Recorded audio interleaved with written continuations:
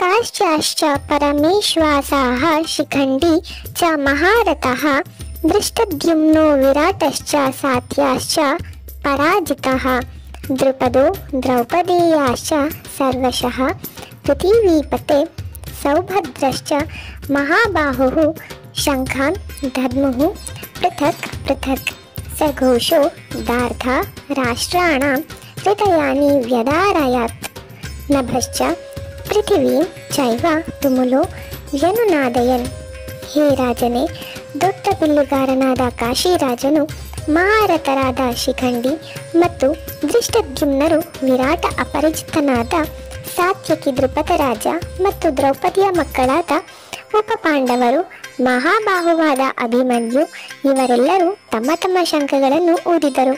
ಆ ಭಯಂಕರವಾದ ಶಂಖಧ್ವನಿ ಭೂಮಿ ಆಕಾಶಗಳಲ್ಲಿ ಅನುರಣಿತವಾಗಿ ಕೌರವರ ಹೃದಯವನ್ನು ಬಿರಿಯುವಂತೆ ಮಾಡಿತು.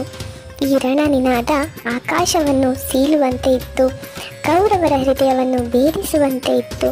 ಇನ್ನೇನು ಯುದ್ಧ ಶುರು ಆಗುವುದಕ್ಕೆ ಮುಂಚೆ ಅರ್ಜುನನು ಕೌರವರ ಕಡೆ ಯಾರು ಯಾರು ಸೇರಿದ್ದಾರೆ ಯುದ್ಧ ಮಾಡುವುದಕ್ಕೆ ಎಂಬುದನ್ನು ತಿಳಿದುಕೊಳ್ಳಲು ಇಚ್ಛಿಸಿದನು.